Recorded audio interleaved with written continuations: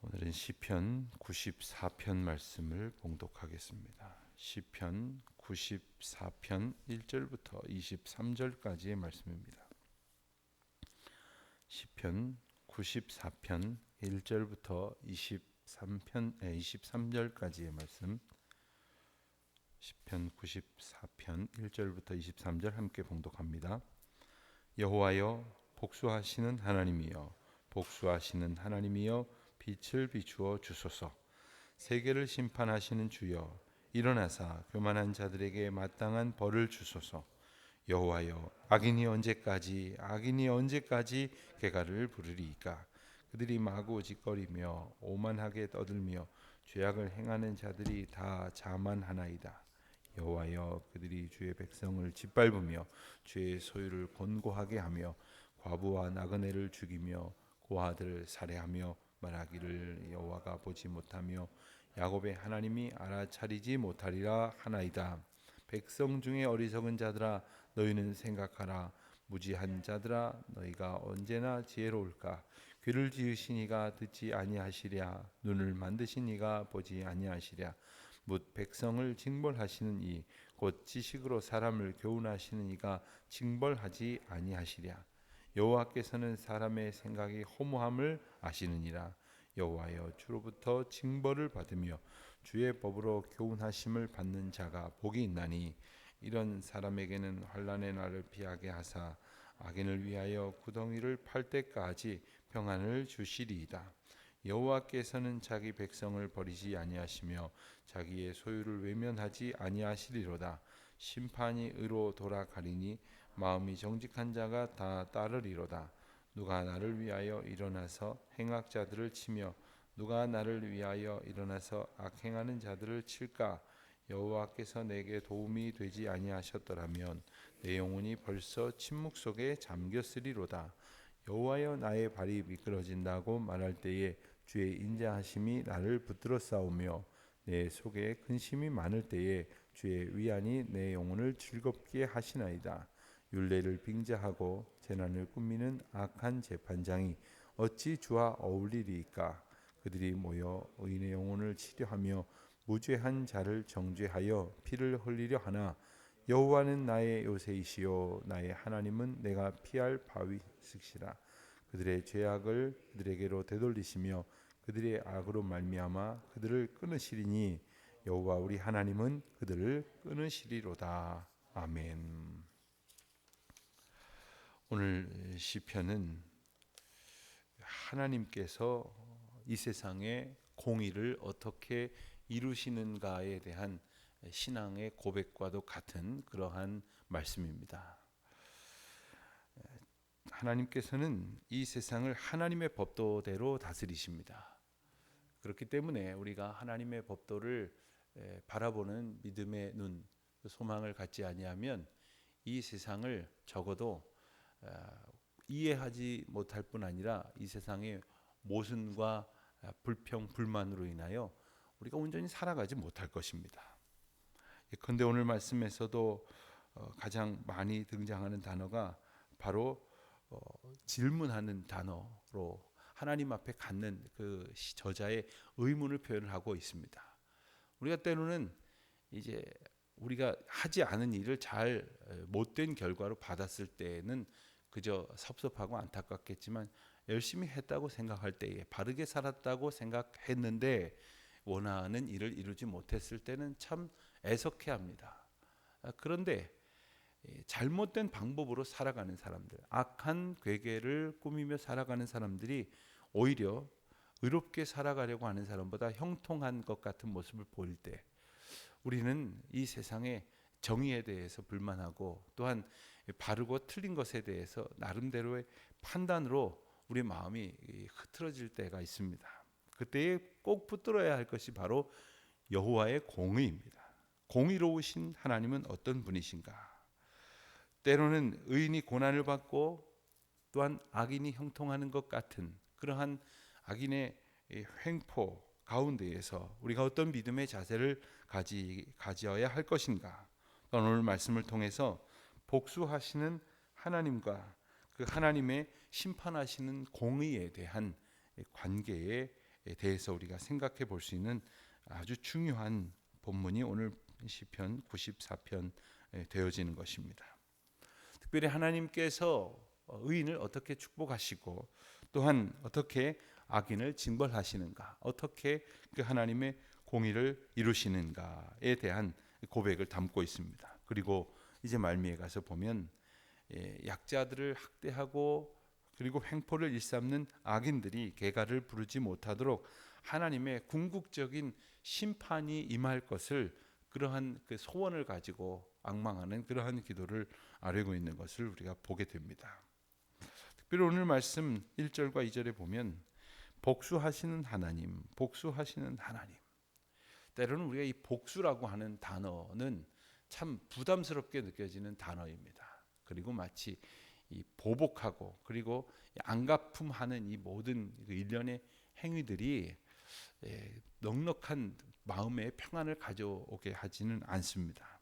하지만 복수해야겠다 하는 생각을 비추는 것은 우리 마음 가운데 이 원한이, 그 아쉬움을 넘어서는 상처와 아픔과 고통이 있을 때 이런 생각을 하게 될 것입니다. 그렇지만 하나님께서는 일찍이 이스라엘 백성들을 통해서 여러 차례에 걸쳐서 신명기 말씀이나 레위기 말씀이나 혹은 잠언의 말씀이나 여러 차례에 걸쳐서 원수를 갚는 것은 주께 속한 일이다라고 말씀하셨습니다.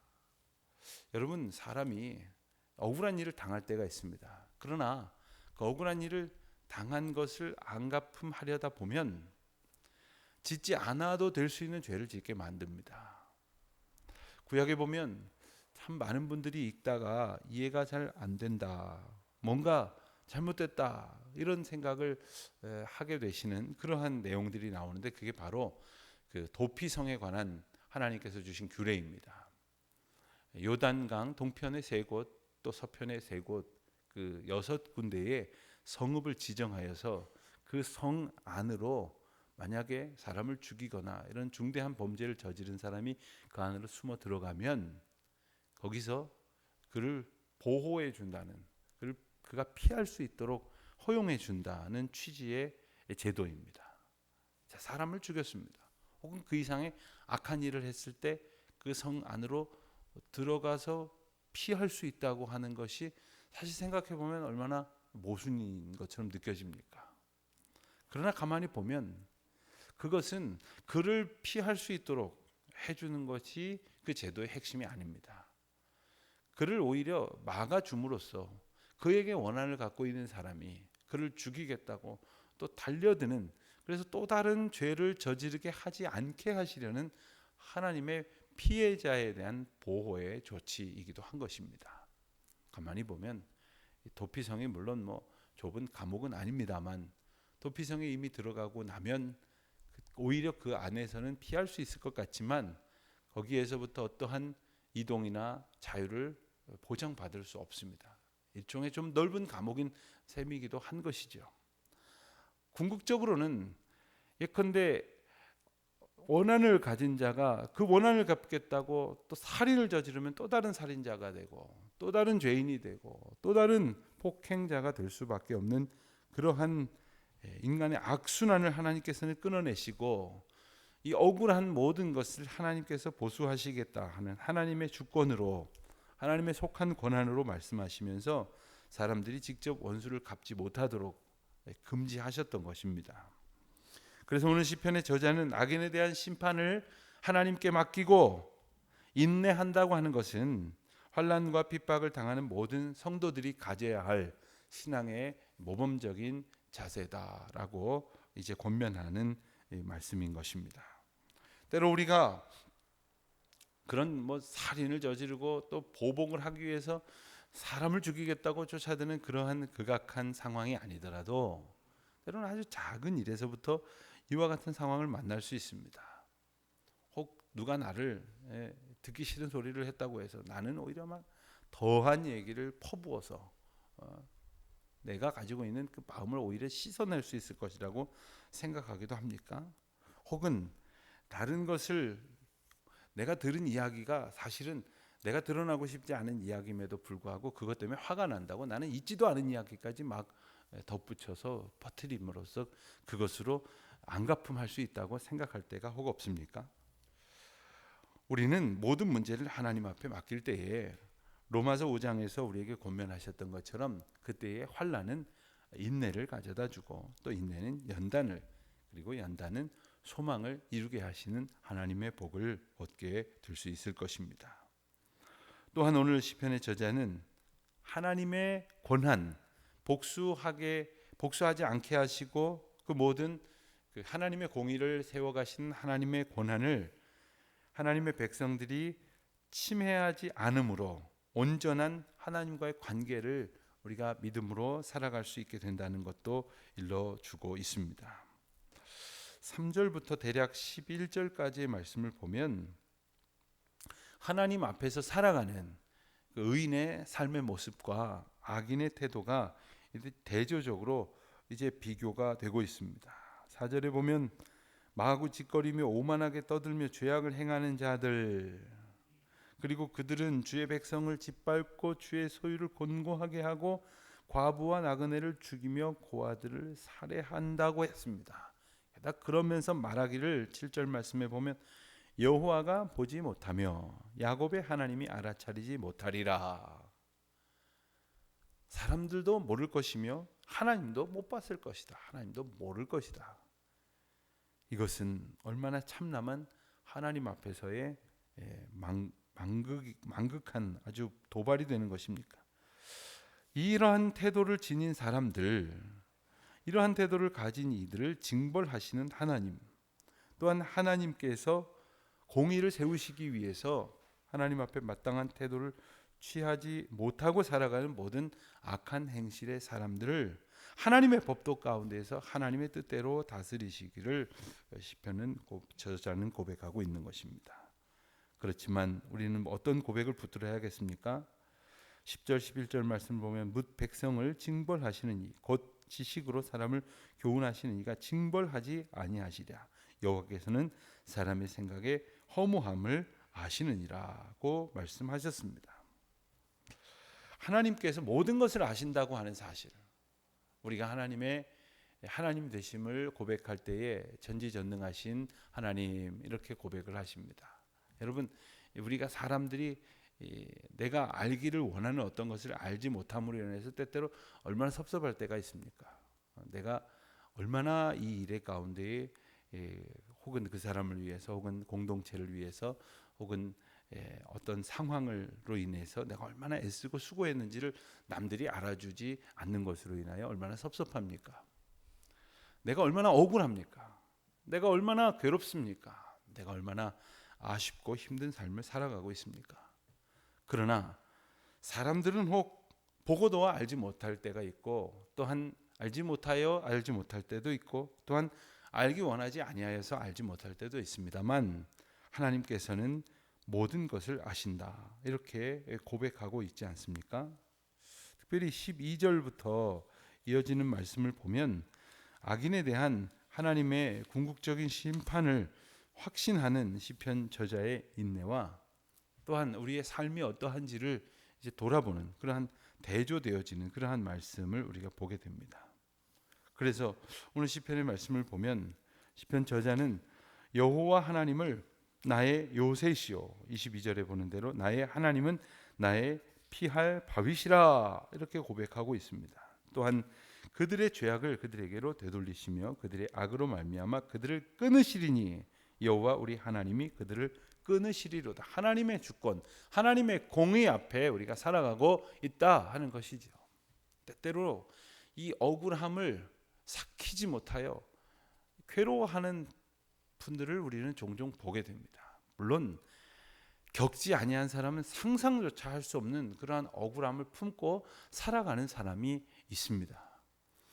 그렇지만 이 억울함에 있어서는 크기의 문제가 아닙니다. 어떤 사람에게는 아무것도 아닌 큰 억울함이 있을지 모르지만 또 어떤 사람의 경우에는 아주 작은 것도 그 상처와 그 아픔을 삭히고 해결하지 못해서 오히려 그 생각과 고민 속에 그것을 눈덩이처럼 불어나게 만들어서 그 아픔과 고통으로 인하여 자기가 거기에 깔려 죽을 지경이 되는 경우도 얼마든지 있습니다. 우리는 우리 앞에 있는 크고 작은 모든 상처와 아픔을 어디에 두고 어떻게 대하고 있는 것입니까? 하나님 앞에 맡기면 그 근심이 오히려 하나님께서 나에게 기도하게 하시는 이유가 되게 하시지 않습니까? 19절 말씀에 보면 내 속에 근심이 많을 때에 죄 위안이 내 영혼을 즐겁게 하시나이다.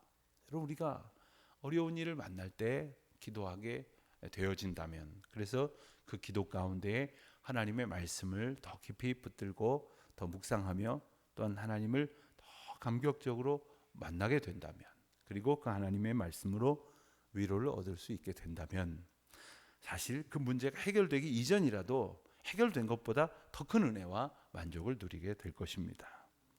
오늘 우리가 그 은혜와 그 평강 가운데 살기를 소원한다면, 어떤 문제가 해결되고 어떤 상황이 변화해지기를 바라는 것보다 내가 모든 상황 속에서 우리 주 예수 그리스도를 철저히 의지하고 믿음으로 신뢰할 수 있는, 비록 우리 인생은 연약하기 그지없지만 믿음 위에 믿음을 더하시는 하나님의 은총을 힘입어서 오늘도 주의 은혜와 능력으로 살아가게 되어지는 저와 여러분 되시기를 우리 주님의 이름으로 축원드립니다.